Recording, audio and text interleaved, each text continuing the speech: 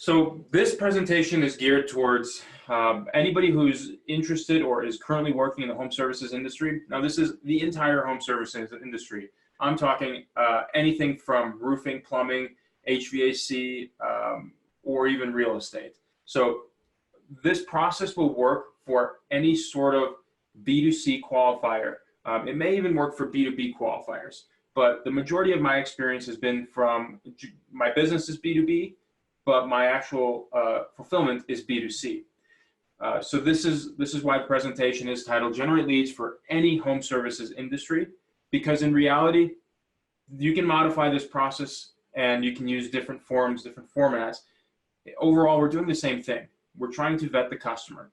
And I'm gonna go over all the details as far as how we're gonna vet the customer and what we're gonna do and how everything works.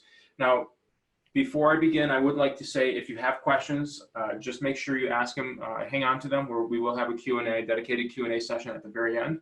I would really appreciate it if you just hang on to those questions, write them down somewhere, and we'll get to all of them. And I'm sure I'm going to answer a lot of them through the presentation.